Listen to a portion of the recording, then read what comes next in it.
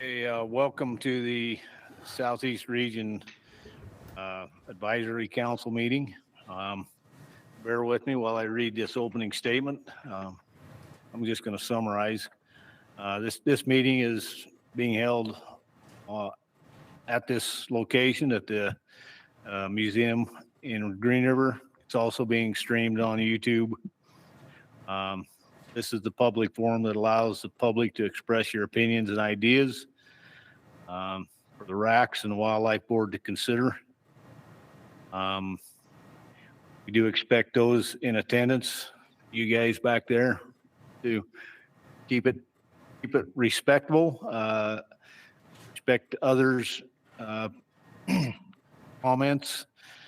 If there's any disrespectful behavior, we might have to have you removed. We do have former Wildlife Board member with us and a current Wildlife Board member with us. We appreciate you guys taking time to be here. Let's real quick go through and just introduce yourselves. Start with the guys online. Steve. Hi, I'm Stephen Duke. I live in Monticello. I represent Sportsman. Kirk. Kirk Player. I live in Cleveland, Utah, representing Sportsman. Scoop. Scoop Flannery, Blanding, Utah, representing Sportsman. Charles Fisher, live in Moab, representing Sportsman. Mary Klug, the RAC Chair. I also am a Sportsman's rep. Josh Stallings, I live in Price, and I am a public at large rep. Darren Olson, live in Farron, and represent the Forest Service. Anna Truman, I live in Price and represent the BLM. Brad Richmond, I'm non-consumptive from Farron.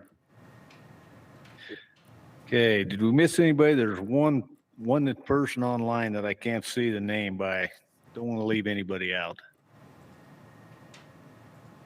You see who that is, Mike or Brandon? Huh? No.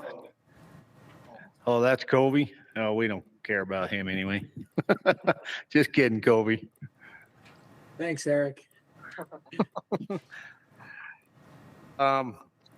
Well, with that, I guess for the public here, let me just kind of go through how we will do this. First of all, we'll give the division personnel time to summarize their presentations, and we'll open it up to questions from the RAC members. We'll then go to questions from the public. If you have a question, please step up to the mic, state your name, ask your question. After that, we'll ask JD, who's filling in for Chris today, to give us our public summary for the public online comments. And we'll go back to comments from the public. If any of the public wants to comment on any of the action items, they'll need to fill out a comment card back on the table. State which agenda item you want to comment on and bring it up here to JD. Then we'll go to comments and discussion from the RAC board. And once that is complete, we'll open it up for motions. So with that, I'll open it up to a motion to approve the agenda in the minutes. I'll make a motion to approve. Okay, we have a motion by Charles, I'll second. seconded by Dana. All in favor? Unanimous. Okay. Anna attended the Wildlife Board meeting in my behalf last time, so I've asked her to give us a summary on board meetings. Right, thanks. It was actually really fun. I enjoyed it. It was the first board meeting I'd been to. So there was actually a lot of thoughtful discussion on all the motions. And very similar to our RAC, most of the votes were either pretty heavy majority or unanimous. So some of the things to highlight was our buck deer permit numbers. The board accepted the proposal as the division had outlined, which was a little different than what our RAC passed. The once in a lifetime, your buck pronghorns, antlerless permit recommendations, those all passed unanimously in support of the division's recommendations. And we get kind of to the last hot topic, which was included your shed antler gathering and included the thermal cameras. And that particular motion did take a lot of discussion. Several different motions were made, and the end result was the board passed what the division recommended with the exception of the shed antler season. And the shed antler season will be addressed at a different time. Okay, thank you. I'm going to turn the time over to Brandon Bailing to give us a regional update.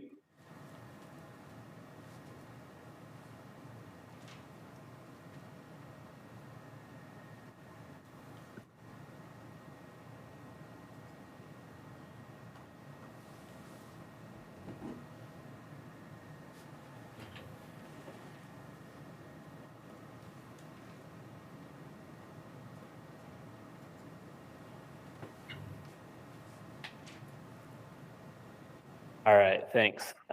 As was mentioned earlier, I'm filling in for Chris, who's attending his daughter's graduation tonight. We've had a lot of good things going on in the region.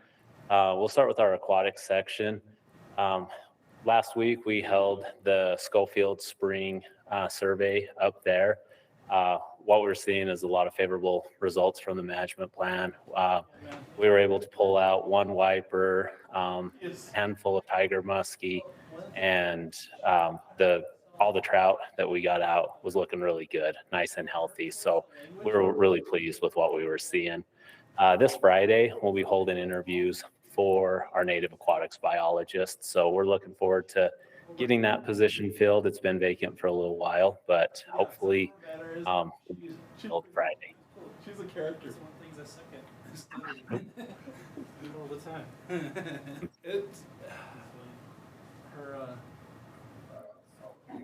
dad was Hold up. college. Salt Lake, you can hear your feed. That he merged philosophy and psychology.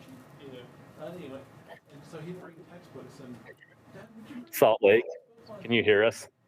We can hear you. You're not muted. Hey Mike, I've got you. You're not muted.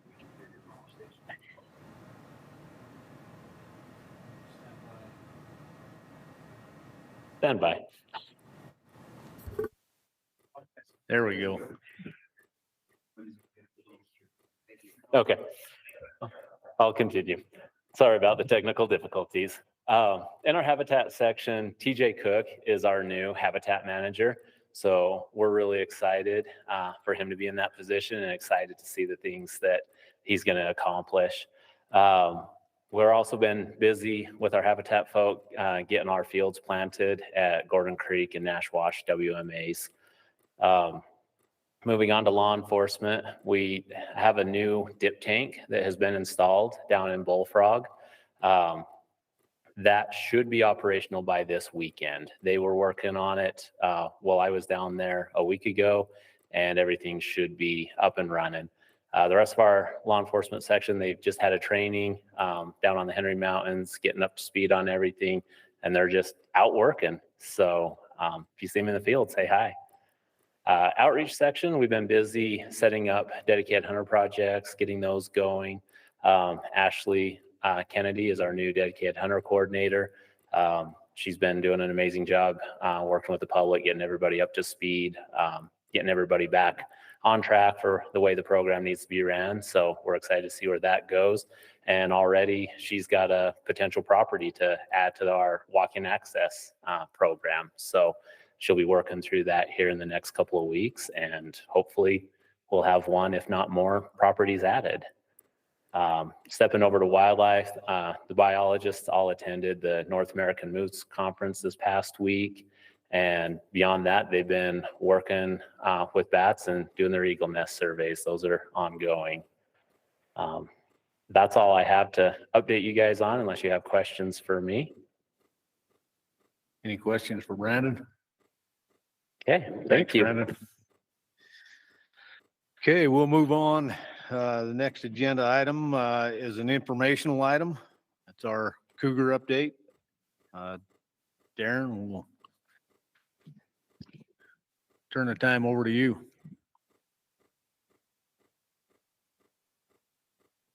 Thanks. Yeah, as was mentioned, this is just informational. As many of you know, the legislature made quite a few changes last year to how we could manage cougars in the state. And so we wanted to provide some information and, just how things have shaped up over the year since that legislation took place. And so that was the main goal of this informational.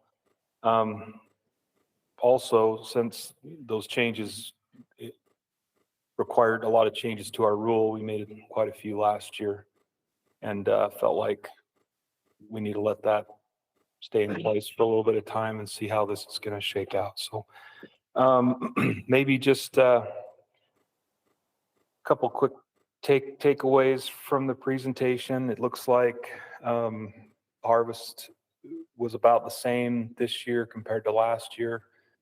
The biggest change was that houndsmen took about 100 fewer lions than the year before, but that difference was made up by people who are now trapping and spot and stock hunters. The other thing, if we're looking at population trends, we can only estimate that through 2022, but it looks like we've probably been seeing a decline in mountain lion densities across the state since about 2016. And that was by design. We've had quite a few changes, and the division has had some concerns about mule deer numbers, and we've been doing management actions over that period of time. And so we had those things in place, and it looks like there may even, if you compare mule deer trends with lions, typically they kind of mirror each other. And in this model, it looks like they may even be starting to diverge a little bit. So we'll see how that shapes out moving forward. But that's kind of it in a nutshell. And of course, I'm happy to answer any questions anyone might have. I have a question. Do you have that information like unit by unit, or is it mostly just statewide? It's statewide. It's tough in order to get the best estimate, you have to have a lot of animals in the survey. So it's difficult to do it unit by unit. There just aren't enough lions taken off of some units. We could probably do it, but again, there's a lot of interchange, and so it kind of violates the assumptions of the model. Yeah, I understand that. I'm just curious if there was a way that we could tell if, certain units where we're seeing a decline or that number, if that's truly happening, if our, right, that's making a difference with the deer. I think we do have that data on the deer side. And so it's going to be really important to look at our deer collaring data and cause specific mortality. And so, we know the most recent data shows there's probably 5 or 6 units in the state where we're probably still we're seeing high enough cougar mortality that we probably need to focus on those areas. And then we have other units like the South Manti that looks like lowering those densities actually has benefited deer. We're seeing higher adult survival, and that's good. That's kind of what we want to see. So on the lion side, no, but on the deer side, I think we've got fine enough data we can tell. Okay, great. Any other questions for Darren? I got one quick one. So on one of those graphs, the population of the deer compared to the mountain lions, the deer were in thousands. Right. So like 280,000 deer as opposed to actual numbers of the cougars, correct? Right. No. And that, just to clarify, I always want to throw this caveat in that cougar, the trend is really what's most important. The actual numbers is going to be higher. We don't factor in natural mortality to that. And again, we don't have like the 2 youngest age groups. So just take that into account when you're looking at overall numbers. Yeah. Any other questions? If not, All right, great. thanks, Darren. We'll move on to our first action item, which is the CWMU rule amendment. Chad, any summary or clarifications you wish to make before we open it up to questions? Yeah, it was kind of a lot in there, so probably better to have it just be questions that come from you guys. But I would just say that, we had a committee that worked on this for a year. Spent a lot of time on this, a lot of energy and effort. It's always hard when you try to balance landowners, programs, and public wildlife. So I feel like we got to a good spot. With that being said, yeah, if you want to dive deeper into some of the things we talked about, I'm happy to do so. Okay, any questions for Chad?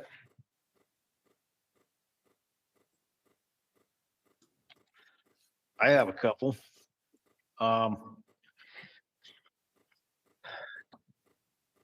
First one, in your presentation, you talked about this. I'm referring more specific to the CWMUs that are on units where we're overpopulation for elk, and the antlerless harvest. You mentioned that if they don't reach their quota, there are means and methods that they may be brought back in front of the rules committee to present a plan. Explain to me how that works, if you would. Yeah, and just to be clear, it would be the CWMU Advisory Committee. So we have a lot of committees in the CWMUs and associations and whatnot, but it's actually been in the rule. It's something that we just haven't done a very good job. But when somebody signs up or renews their COR, it's a 3-year COR. We put in there a minimum amount of cow harvest over that 3-year period.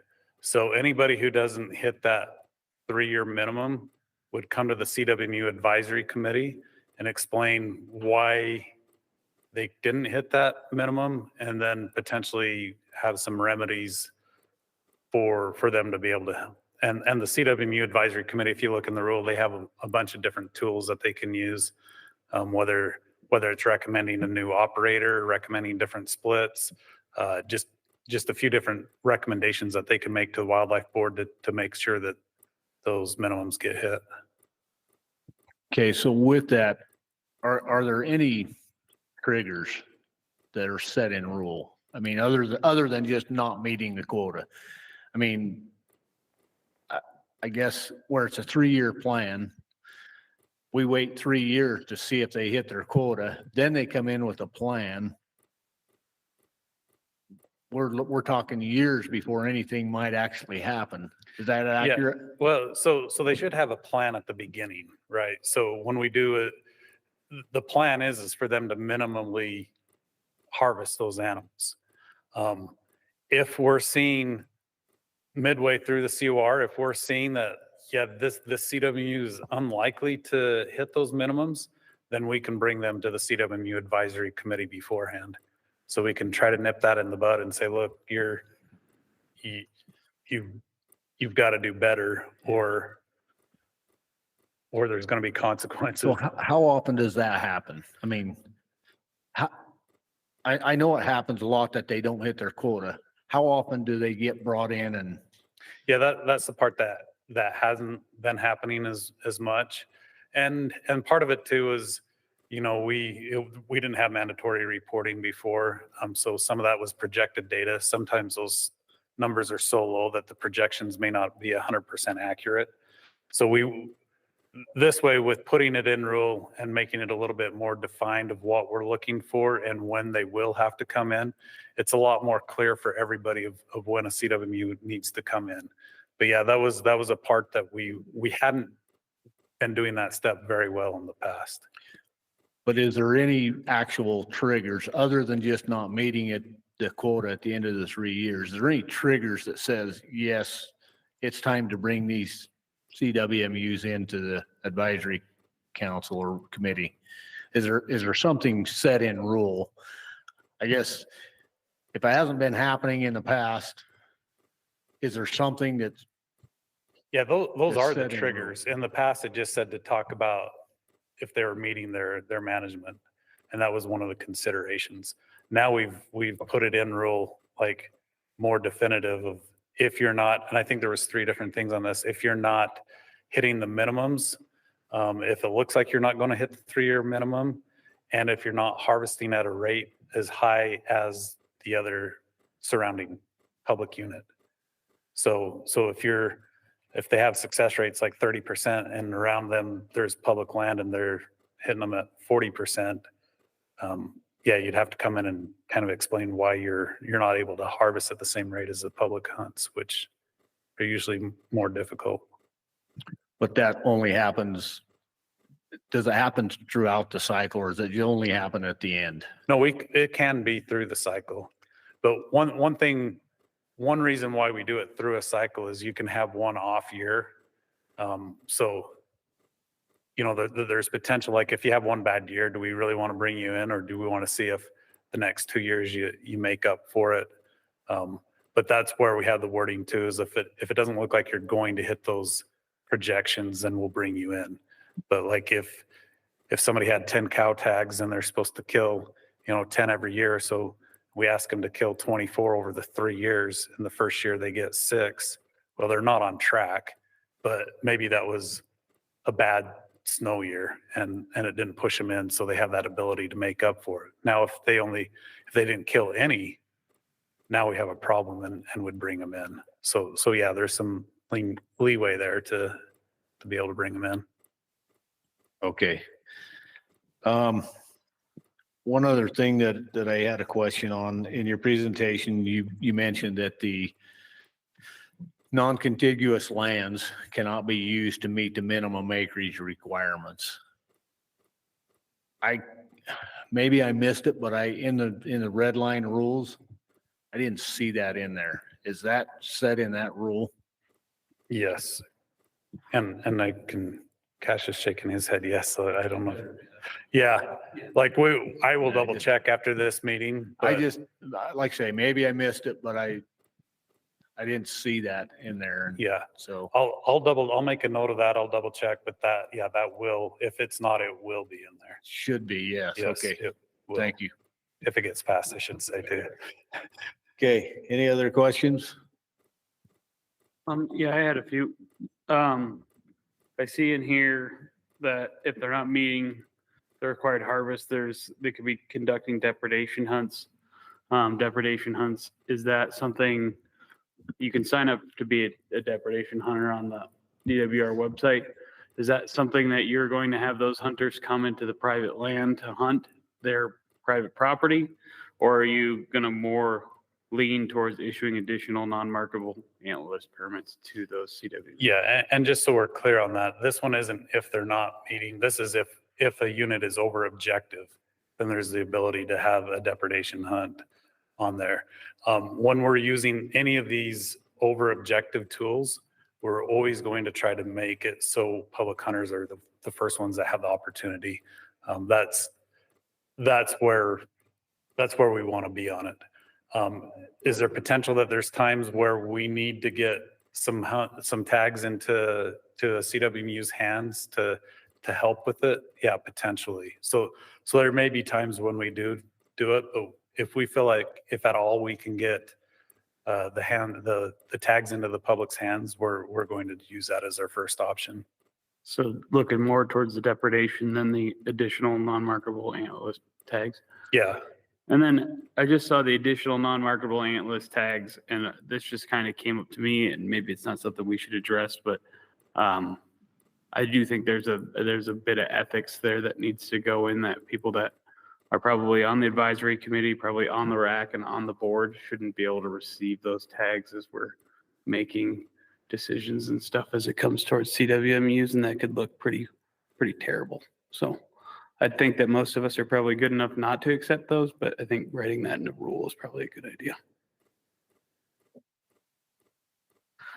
Chad, I know I was on the committee and got to ask a bunch of questions, but unfortunately I still have some more Still for you. have some, huh? Yeah, I do.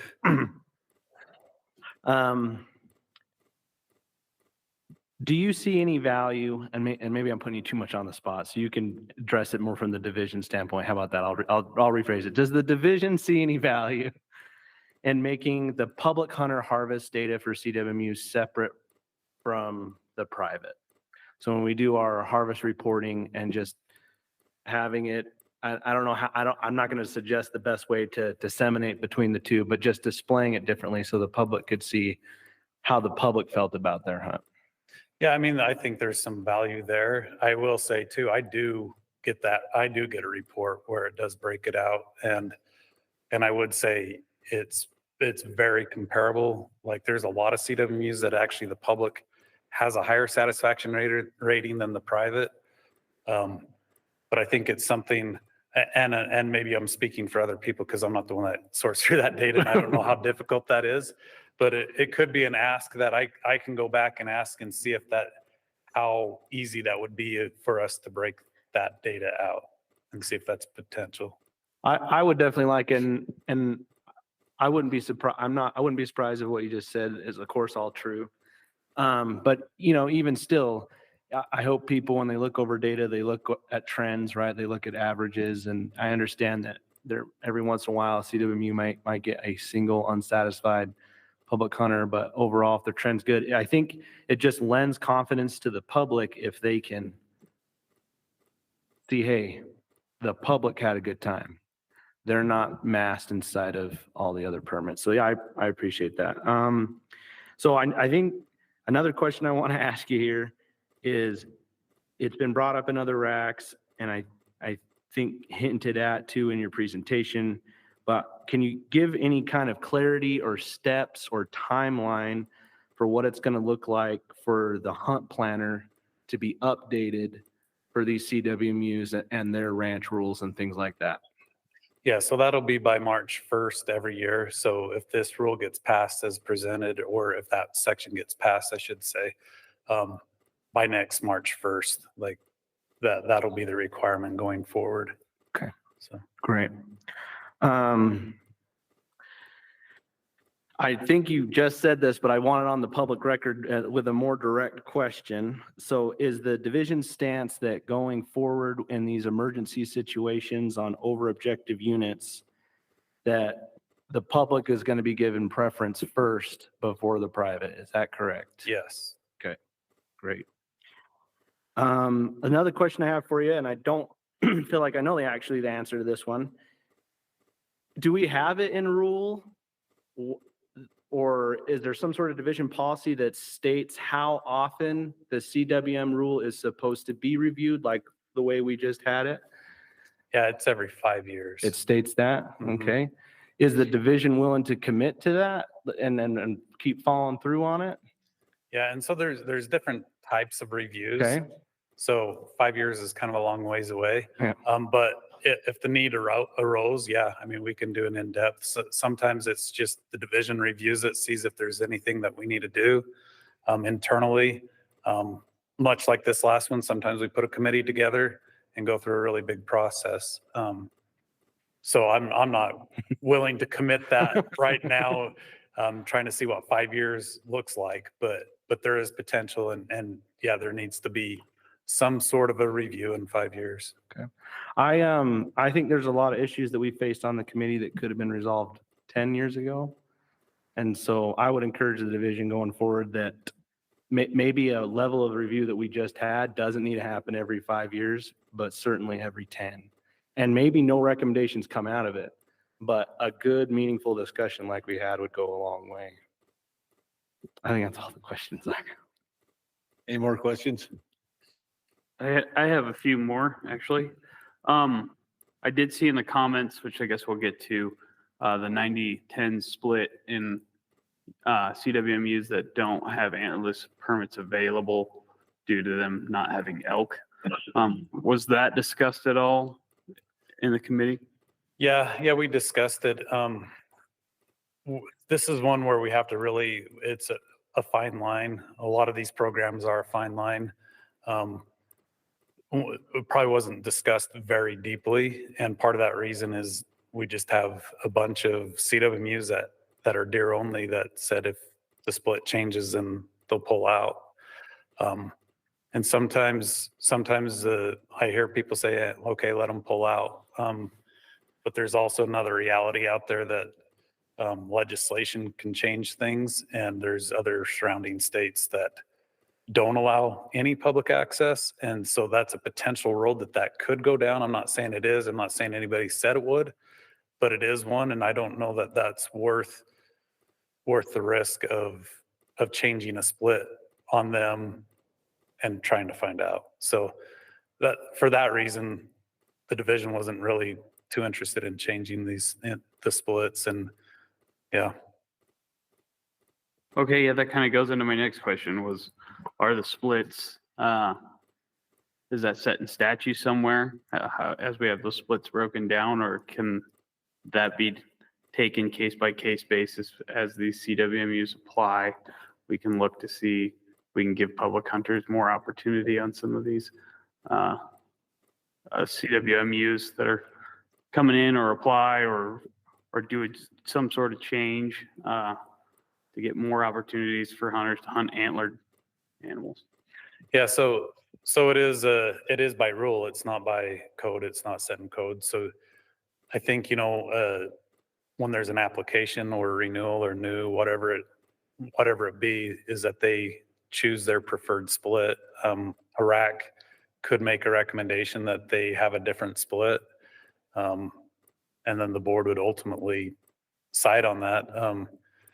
There'd be the potential too, if it got passed at a lower split, that at that time a CWMU could choose to withdraw their application and not be a CWMU anymore. So there are a few different options there. Yeah, no, that potential exists. I just wanted to make sure that I knew that it was either in statute or not. Yeah, it's in rule, not statute. Okay, any more questions? No? Oh. So I was talking with another RAC member earlier, and we had the question, when you say that it's still allowable if they have 90%, is the reason that it wasn't just fixed at that lower number so that you have that range between 90 and 100 that would initiate an additional tag? Is that the reason that you just didn't say, well, the new number is this? Yeah, I mean, the number has been 5,000 for deer and pronghorn and 10,000 for elk and moose.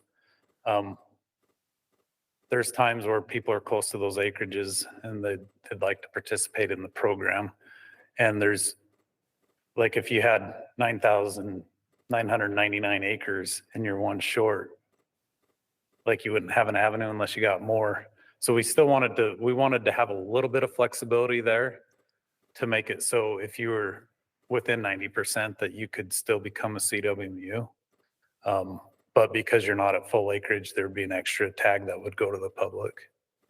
What if you have 8,999 acres? Yeah, and this is, I mean, I'm actually glad you said that, because this is what we're up against. Is it keeps, like, those numbers, you play with them, right? And this way it's clear and defined.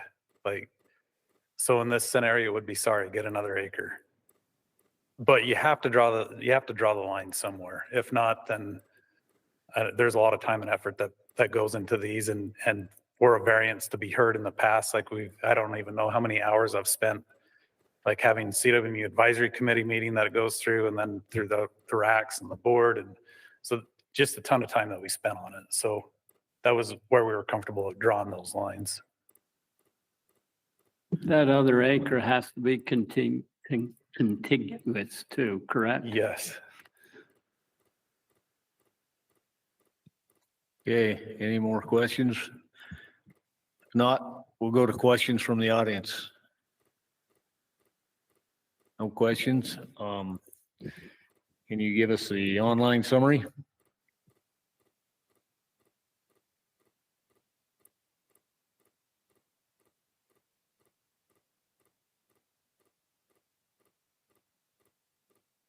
Sorry. Okay, good. So 62% of the comments strongly agrees with it, 15% somewhat agrees, 15% somewhat disagreed, and 7% strongly disagreed. Kind of a summary of the comments. Some commented that they have had great hunts on CWMUs, like the opportunity to access private property. One stated they are against the trade lands and the non-contiguous lands shouldn't be included.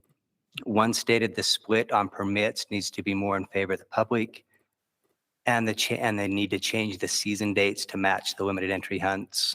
One stated they would like to see the hunt planner updated more frequently with the CWMU information, and that the public should be given 5 minutes to comment on this rule. Multiple comments about how well CWMUs are managed. One stated, as it's already been spoken on, that CWMUs that do not have cow hunts shouldn't be allowed to do a 90-10 split, that it should be the 80-20 split. That's him. Okay, thank you. We'll go to comments. Looks like we have one comment. Kevin Albrecht.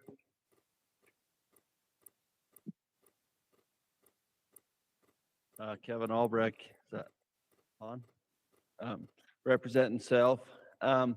Over the years, we've seen a lot of issue where you would see a real discrepancy between CWMUs, even so much as one CWMU should only qualify for a certain percent given the rule, but sometimes they would be 75% tags allocated above that.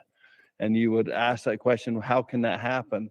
And I think one of the best things that come out of this is one of the questions you just had was contiguous lands, and the other was that tag allocation. If everyone can be treated fairly in the CWMU rule is the hope. I know that if you ask Cash, if he had his way, he'd probably make more changes to the rule than there is.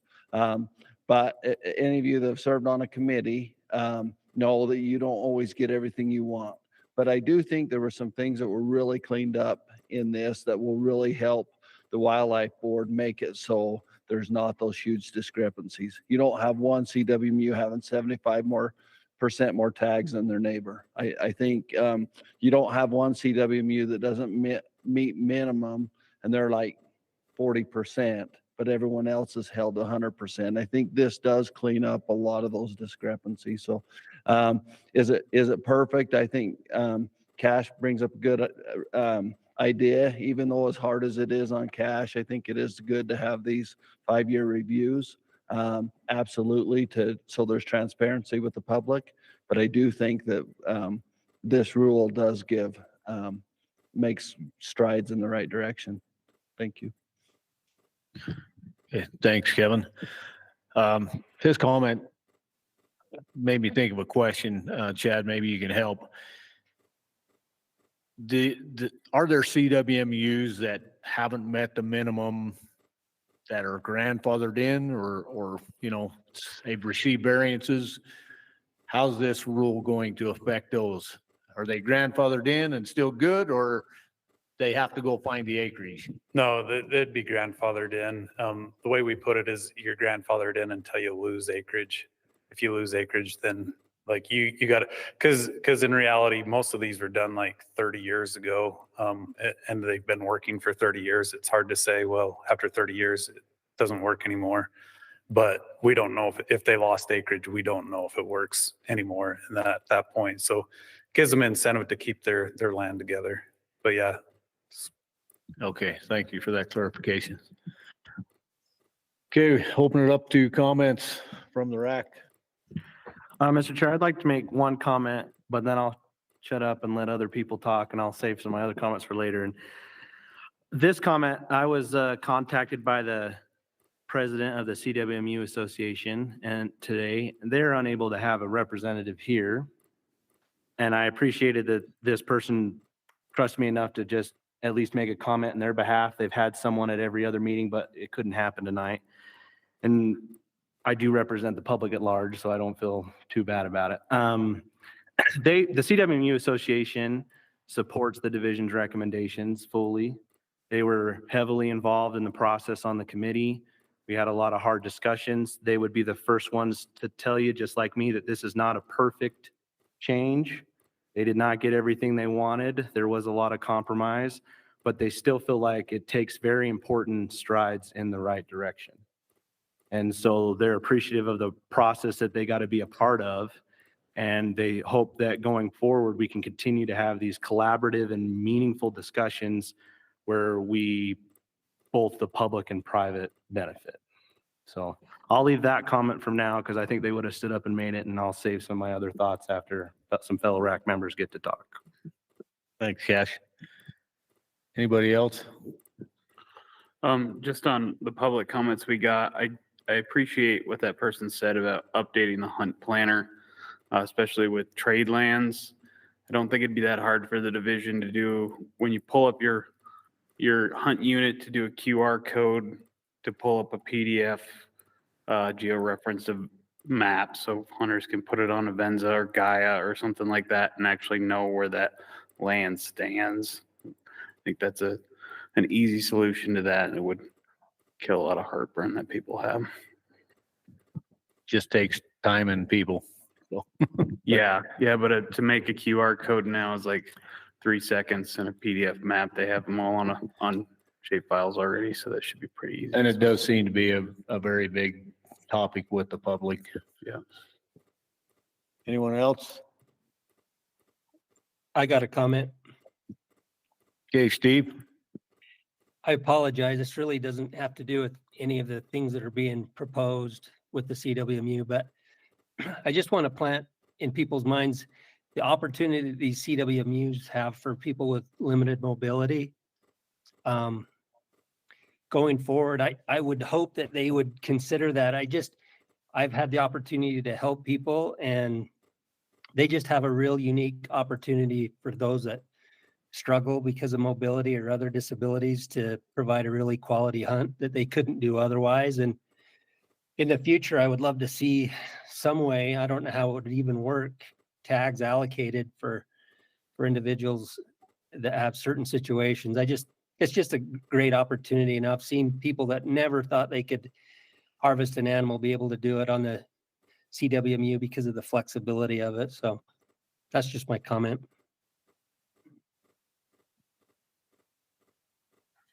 Thanks, Steve. I have a comment or two. As I went through this and I talked with some individuals that were on the committee, the one thing that I guess that if I could change, and I don't want to take anything away from the committee because I know they spend a lot of hours and they hammered out a lot of stuff but there's one thing that I really feel like may have got missed or overlooked, and that's the triggers I was talking about. I just feel like I hate to see us go very long.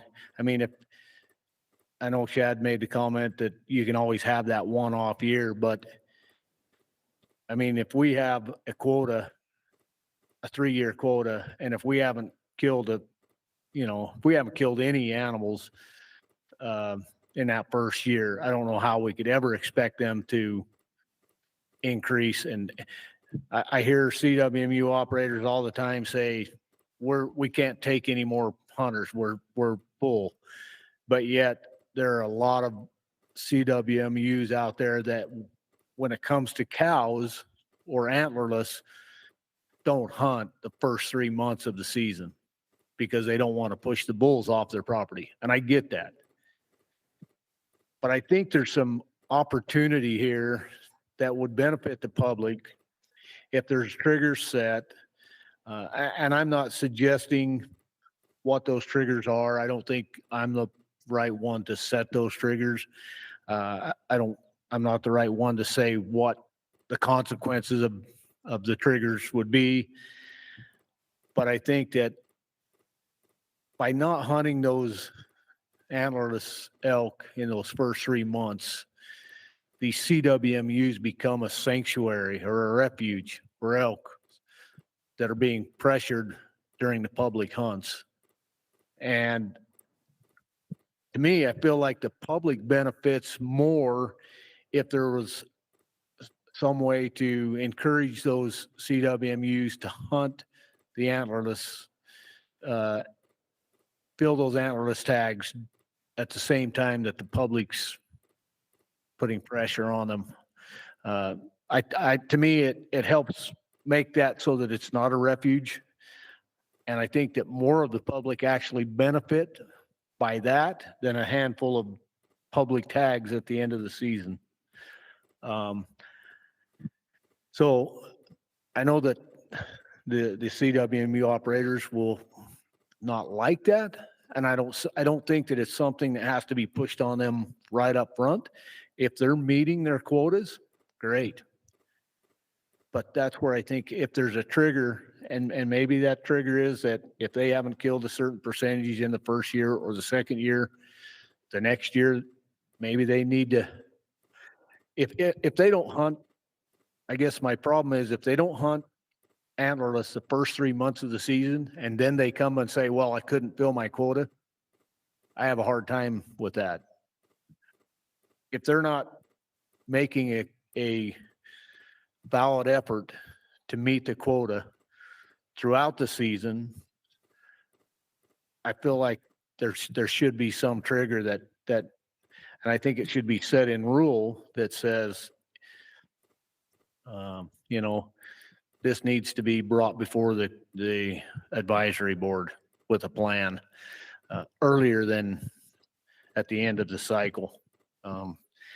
That's just the one comment, the one thing that I had. I wanted to point that out, that I really feel like that timing benefits the public more so than just a handful of tags or even depredation tags toward the end of the season.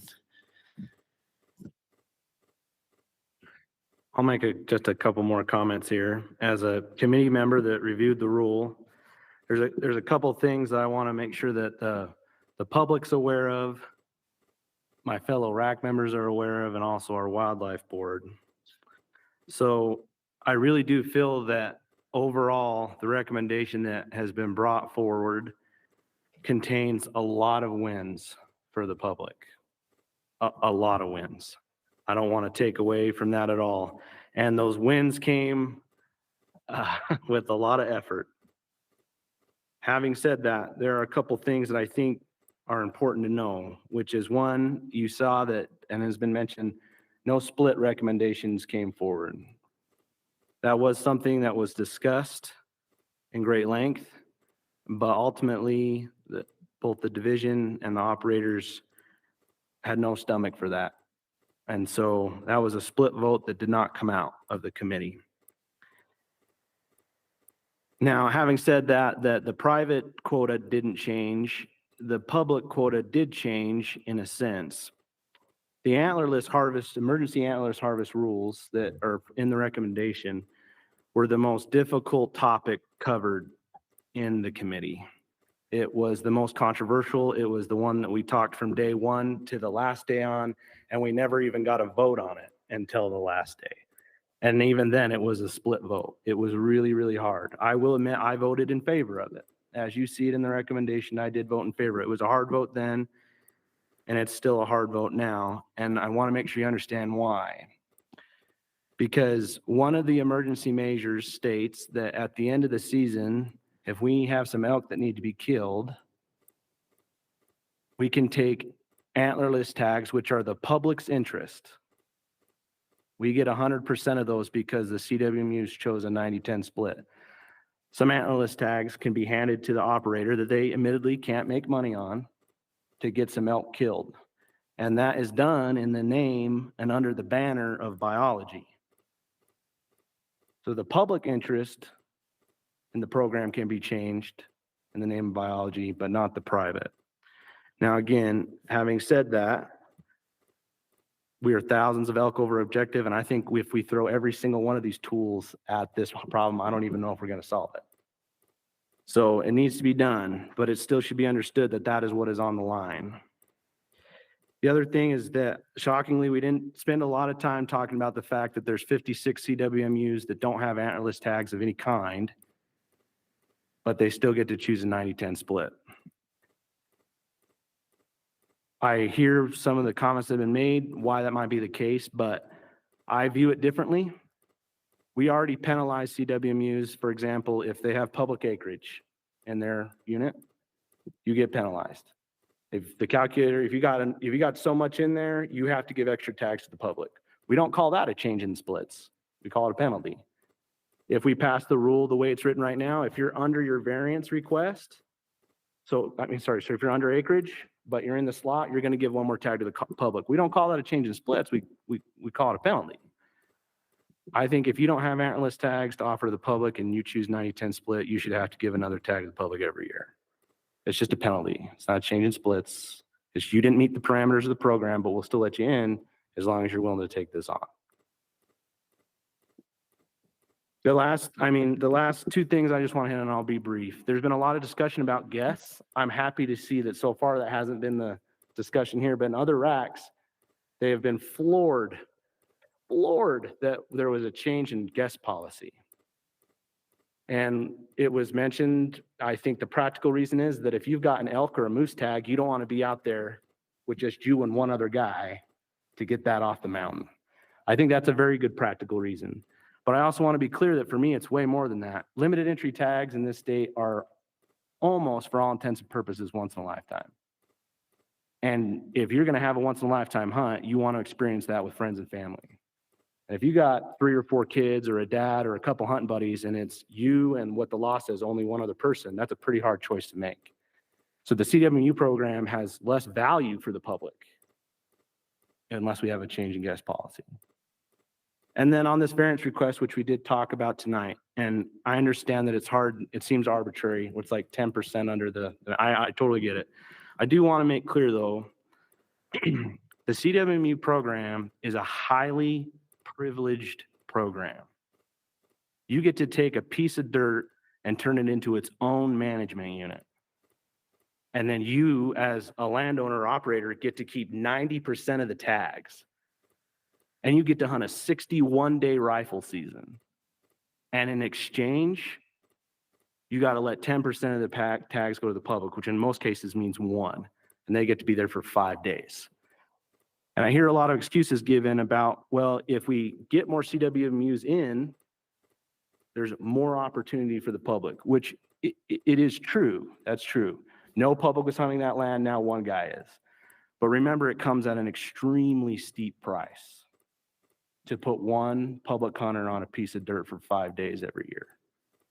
And so the reason that we need better borders for our acreage is so that the wildlife board has a better parameter to work in when we're granting variances. Without this recommendation going through as it reads, it's up to their gut whether a 2,000 acre CWMU should become an elk CWMU or not. That's, I think, a hard decision for our wildlife board members. And by putting something in rule that's gone through the public process, we give them better borders to work in to grant variance requests. So I know that was a long stump speech, but there was just a couple things I wanted to make sure we had clear. Josh, I have a question for you. So when you guys were talking about the splits and you didn't get a vote on those ones that don't allow cow tags, was it that you didn't get a vote? Was it that it didn't reach consensus, so it just fell through? I think the idea was, we did vote on splits. Let's be clear about that, just changing them in general. I think the idea was changing the tiers. There's 3 tiers. Let's have a discussion about changing the 3 tiers. When we had a discussion about units that don't offer antlerless, I think what it kind of came down to is, well, and I'm willing to give the other side of the argument. To be fair, most of those CWMUs are deer CWMUs. Most, and I mean most, elk CWMUs offer antlerless tags. There's less than 10 that don't. So when I say 56, we're pretty much talking deer CWMUs. And so the question becomes, well, should a deer CWMU be penalized by the fact that it can't offer doe tags? Do we want does killed? Right? And so I think that's the other argument, is that if you make them hand out another buck tag just because they can't give you a doe tag, is that a good partnership. And so I think that's where the conversation ended. And so it never came up as a voting item. Okay. Well, maybe this needs a little input from Chad, just for me to help me understand it. But do we offer cow elk tags because it's biological and we're trying to manage the herd? Is that the reason that those cow elk tags are offered? Or is it meant to be a benefit to the public? Or is it just like, we're trying to manage the herd, so let's benefit the public with that, you know? Yeah, the cow elk tags is for the management of the herd. So they really should, and this is written in the rule too, is that they fluctuate with what our herds are doing. So if we're in a unit and we're getting over objective, CWMUs probably need to up their cow tags to help with that staying in objective. So yeah, the reason we do cow tags is for, I mean, it is one of the biggest benefits of the program. I mean, you look, I think there was 1,600 total tags. Most of those are antlerless tags, and it's a lot of opportunities. If you step back and think 1,600 public hunters on private land with a pretty quality hunt, that's a lot. But it is antlerless is a majority of it. But yeah, it is that we do those just for management purposes. I guess that's my question, is it intended to be part of the, like, here, this is a benefit to the public and we're going to have cow tags, you know, or was it meant to be like the bread and butter is our antlered animals that we're trying to get to the private and the public? And then, so it's a 90-10 split right there, just start out of the gate. Oh, and by the way, we have more cow elk than we should have. We have bigger herds than we should have. So you guys need to kill some cow elk, and you can choose the split that'll affect the split on your antlered animals, how you hunt those cows, right? But if there's not cows, then it would just go right back to the default of the 90-10. Right. And I guess something that's important though is I kind of think about it like it's an if and then the scenario. So you have these tiers of splits, and the conversation goes, if you choose this tier, and this is the way the rule's written, if you choose this tier, you need to understand up front that this is how many antlerless tags you get. So I guess in the way I look at it is, you understand going in the scenario you're putting yourself in as an operator. If I choose 90-10, I get my antlered permits, almost all of them, but I will have no control over my antlerless harvests, right? And I think the other important thing is, because the rule is written that way, that is how it is sold to the public, right? Hey man, I know you only get 10% of the antler tags, but just so you know, you get 100% of the antlerless. And so if you walk away from it, and maybe what you're getting at, maybe in my mind a little bit, is like, well, this is more about biology, right? Like, hey, they need to kill these elk, and so we're giving that opportunity to the public. And I guess what I'm trying to say is, it's being used as more of a tool than that to sell the program, right? That is the public's interest in the program at the end of the day. The only thing that we get the majority of, the only thing, is antlerless tags. That's our interest. And again, coming back to the change in how we're going to do emergency situations, that last tool, which hopefully is always the last tool used, that dilutes the public interest. You take tags that were 100% theirs and you give them to someone else. That's why that's a hard rule. I want to speak a little bit on the variance, and I guess the thing, you need a stop point, you do.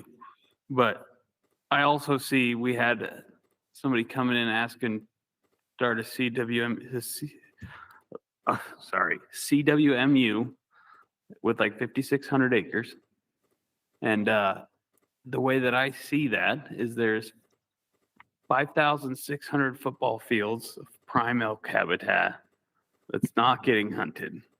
And it feels like there's an opportunity for the public to go down that tier to make something that's beneficial for not only the private landowner who's feeding those elk, but also the public. And I just don't see any wiggle room in here for doing that. And I get that that's not the point of this, but that's a lot of land, and that's a lot of elk to just refuge there. And there could be an opportunity for more public hunters, not only antlered, but antlerless, to hunt areas like that. I get your comment there. But I think that you open up Pandora's box by saying, well, you can be in this program pretty soon you have a whole bunch more that are, you have to set that level somewhere. That's just, I think that's something that's, Yeah, I get that, Without and that, I'm not advocating to be against the 10,000 or the 5,000 with the 90%. But just remember that there's big landowners out there on these units that will not have elk or deer hunted because they're not within that variance. So that will be something that will always be a refuge there, and that will always be an area that the public hunters can't go, and even some of the private hunters can't go when they don't have a tag. dude, you have another comment? Yeah, I was just gonna, that was part of my question too, is we say we have to stop somewhere. Why do we have to? And I'm sure there's a good reason, but give it to me. Like I said, I think in my comments, for me, the biggest thing is I have watched wildlife board meeting after wildlife board meeting where a variance comes through. And I feel like there are wildlife board members that are extremely hesitant to take a vote one way or another on a CWMU variance because they're like, I feel like I've been given zero direction. The rule says this is the standard, but then anyone and everyone can come and ask for whatever they want. And then it's just up to us to say, yeah, this is what's in the best interest of the public. And maybe that's their role. And maybe that's what the legislature wants them to do. And maybe that as a RAC, that's what we want them to do. But I feel like we add a lot of protections for our wildlife board members by giving them a better definition about when should variances be granted for acreage. And the other thing is there were some strong arguments made for this in the Southern Region RAC last night. And I thought Chad answered the question very well. And so I'm going to emphasize it. And that is the division, when they create these CWMUs, they are looking for something that will be successful from the beginning. And 30 years ago, when we started this program, they felt like to be successful, you needed 10,000 acres for elk and 5 for deer. And we have allowed people to come in, and there's ample evidence that less than that, you can be successful. But as has been mentioned, there also have been some that have not. And so the question becomes, well, who cares? Let them try. If they fail, they fail. Who does it affect? And who it affects is over that 3-year core, the 3 guys with 25 elk points that burn them on that CWMU to go to a CWMU that really in the end cannot provide the quality of hunt that they came and asked for a variance before. And so what I think the division is trying to do for us is set us up to have a better chance of being successful. And by putting the acreage limitations in there, you protect the public who's going to burn their points on it. And do you exclude some private landowners? Absolutely. But again, I will come back to, and again, these are all my personal feelings. The CWMU program is a highly privileged program. It takes a lot to get in. It takes a lot to stay. And so, yeah, is it an elite club? Yep. And there's elite standards to get in. And I understand that that's not enough for folks, but that's how I justify it in my mind. It feels like there's an opportunity for another program underneath that acreage, some sort of walk-in program where landowners allocated free amount of tags to allow that. I think there's probably something that can be explored there. Make sure those acres are being utilized by the public and those elk and deer are getting hunted. But maybe that's pie in the sky a little bit. And Eric, I know I'll just add one other comment, and Chad's mentioned this before too. And if I don't know if this makes anyone feel better, but on the committee when we voted on that, and again, we had a ton of operators in that room, and CW said it wasn't a unanimous vote. Everyone was like, "Yeah, we're okay with that." I don't know if that gives anyone comfort, but it was one of our unanimous votes. One more comment. I just want to clarify. I support the CWMU program. I think it's awesome. Kind of going back to some of the things Steve said. I've seen a lot of these CWMUs who will take handicapped or veterans and provide hunts for them that, so it is a great tool. You think about it. I mean, these private landowners, if they're not in the program, they don't have to let anybody on there. So it is a win for both them and us. I mean, it provides them an opportunity to, let's be honest, they make a lot of money off of it. But it also provides a good opportunity for the public. And is the rule that's written in place right now perfect? No. Just like many of our others, they're not perfect, but I think it's a pretty good start.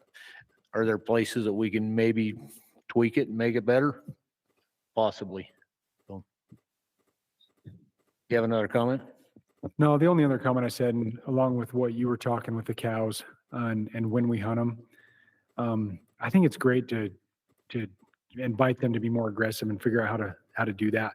One thing we'd have to keep in mind is if we're inviting them to do that in the early parts of the season, when presumably that's when they're hunting their big bulls, we wouldn't only be hurting those with the private people. We could potentially also hurt the draw hunters because I mean, elk, man, they're finicky. If you shoot at them once or twice, they're gone. So that's something to consider. We wouldn't want to hurt those public or the private hunters, but the public ones especially. And I would not recommend that, starting out. Not saying that they have to be made do that every year. I think it's more of a tool to help encourage them to hit their goal, hit their quota on the antlerless harvest. If they don't hit the antlerless harvest, but yet they don't hunt them the first 3 months, maybe they need to look at hunting them those first 3 months to ensure that they get their harvest. That's what I was suggesting. Not so much that they have to do that right off the bat, off the beginning. Yeah, that makes sense. I was just thinking that's one thing to word of caution, just in case we go that way. Yeah, I would think that's a good idea as long as it's up to the biologists and the managers in the area, as I know that a lot of these over animal units are surrounded by private property. So some may be in a CWMU and you're going to push them off, you're push them onto a different piece of private ground, and then that'll become the refuge. Any other comments? If not, let's entertain a motion. I move that we accept the division's proposal. Okay, we have a motion on the table by Brad to accept the division's proposal as presented. Do we have a second? I'll second it. Okay, seconded by Scoot. All in favor, show of hands. Passes unanimously. Okay, we'll move on to the next agenda item. Conservation Permit Program Rule Amendment. Colby. Hey, hello, Mr. Chair. Wouldn't come down here and see us in person. I'm really sorry. I had an opportunity. I don't know how many of the RAC members know Kent Hersey, one of our employees. Kent Hersey defended his dissertation today. So pretty proud of Kent. Yeah, one of the last steps. I'm sure he'll have some edits, but he gave a great presentation on the work that he's done for the last, well, really since 2014 on mule deer. And it looks like he'll be getting his PhD. So I went and attended that in person in Logan today. So I hope you'll forgive me. Yeah, that's awesome. Congrats to Kent. Yeah. Thank you for that. All right. Well, really quickly, I've been giving everybody just a little bit, the RAC, just a little bit of background on the conservation permit program. And I gave a little bit of this in my presentation, but I'll just go over it quickly and then see if you have any questions. So the program started in the 1980s. And those of you who know, it really started around bighorn sheep. So when Utah was settled in the 1840s by Europeans, bighorn sheep were the predominant big game animal in the state. There were more bighorn sheep than mule deer, more bighorn sheep than elk, more bighorn sheep than anything. And because of their susceptibility to disease and other issues, by the early 1900s, almost every sheep in the state had been extirpated. So by 1926, that was when they saw the last sheep on the Wasatch Front. And then it wasn't very long after that that you didn't see sheep anymore. There was a very small remnant population actually in the region that you're sitting in right now. So Southeast region is the only place in the state that had any native bighorn left. And in the 1980s, some really passionate individuals, sportsmen, and came to the agency and said, we want to restore bighorn sheep to the landscape. And the agency's response was, well, that's great. There's no money. There at the time, funding was tight. There just wasn't money to do this. And so somebody at the time had the idea of, we'll sell one permit for one male, remove one ram, and we'll take that money and we'll start to transplant and move sheep around the state of Utah. And they did. They sold that first permit. It raised $20,000 and they got the first bighorn transplant and started to reintroduce bighorn. You know, we've brought that population back. Now there are about 4,500 bighorn in the state. Obviously, we're not done with restoration efforts, but it's a real success story. Since then, the program has been used and funded pronghorn restoration, elk restoration, and even deer restoration, and it funds a lot of our habitat work. You know, we are fortunate enough to use this as seed money to leverage other monies with our federal partners, our other state partners. And because of that, the agency is able to get together, and I say get together because it's a together effort. It's not our money, but it's between about $35 and $45 million a year that we spend on habitat restoration to bolster and increase populations. And this program, since 2001, the Conservation Permit Program, has raised itself about $80 million. That's leveraged again and again. It is highly audited. The funds are highly tracked to make sure that that money is going back to conservation.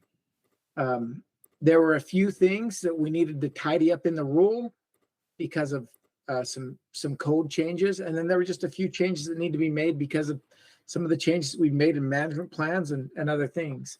And that was in my presentation. With that, I'd be happy to answer any questions. Any questions for Kobe? I have one. Okay, Brad. At one time, and I've done both, I've put in for those conservation tags, both before you were required to go to the hunting expo and since then. And I wonder why that was implemented, the attendance to the hunting expo. So, Brad, that's actually a different program and a different rule. That's the expo rule. These are the auction tags. Conservation tags, Brad, are the tags that are given to sportsmen's groups, different entities that are auctioned off, and that money that's raised by those auctions as well. So that other issue is not on the table at the, That's a different rule. Not today, but I can try and answer the question. And that is there's a couple of reasons. And one was they just felt like folks should make the effort to go to the expo. And, you know, we get accused, or all of us get accused a lot of times about it's all about the money. Well, having that expo there and having those public draw tags for anyone, if you make the effort to have to be there, it makes the odds better for the people that put in for it. And so that was a consideration when that was put in place, is that your draw odds on those expo tags are actually pretty good. Now it's not what we're discussing tonight, but I just wanted to give some insight there. If it's open nationwide with nobody having to go, and it has been before, we had to adjust some things because of COVID, then the odds or likelihood of you drawing a tag just goes down. It's not on the agenda, but I would like to discuss it another time, being from Southeastern Utah and driving all the way to Salt Lake for that. Kirk, Sure, and I completely understand that. What I'm trying to say though is you're not competing with hundreds of thousands of people from across the nation. yeah, if you open it up and you don't have to go in person, anybody in the United States can put in, your odds go down exponentially. That's true, but the expo could move around the state as well.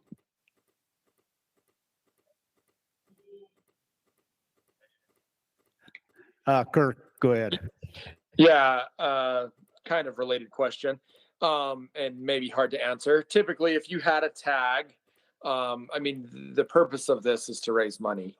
If you had a tag, same tag, typically, do we make more money putting it in a raffle like the sportsman's tag or an auction? So none of those tags are raffled. That actually is I know. against the state I know. rules. I know.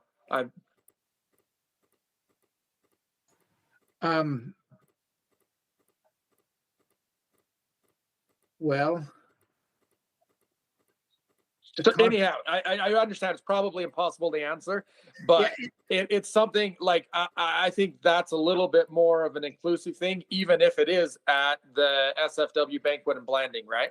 If you could put that in for a raffle, you got one guy that's participating versus everybody's like, yeah, sure, I'll put in $20 to that.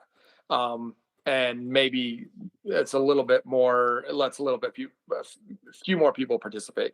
That's all. I understand. We'd never put anything in a raffle. We would offer up a draw. Yes. Sure.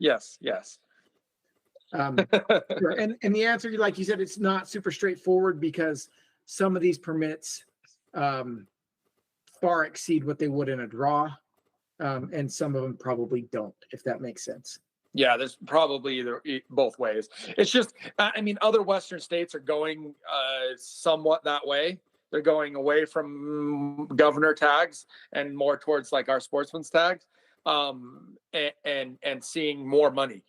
And so if it's all about the money, like let's think about that and actually let a few more people participate. Absolutely. And I can see the benefit to both. Yeah. Thanks, Kirk. Any other questions for Covey? Open it up to questions from the audience. Are there any online comments regarding this one? There was the expo permits that you guys have already discussed and allowing it to be open to the people that aren't attending. Okay.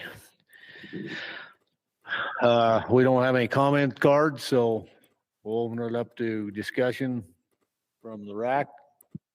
So I'll diverse again, but at some point, we do need to have those discussions. And sometimes I think that we only follow this agenda each time, and sometimes we don't allow ourselves to put something on the agenda that we do need to discuss similar to that issue. Okay, duly noted. Any other discussion? Entertain a motion? I motion to accept as proposed. I'll second. Okay, we have a motion by Charles to accept it as presented, seconded by Cash. Any discussion on the motion? All in favor? It passes unanimously. That brings us to the end of our agenda. Entertain a motion to dismiss. Make a motion to end it. I'll second. Thanks, Kurt. Thanks, Steve. Thanks, guys.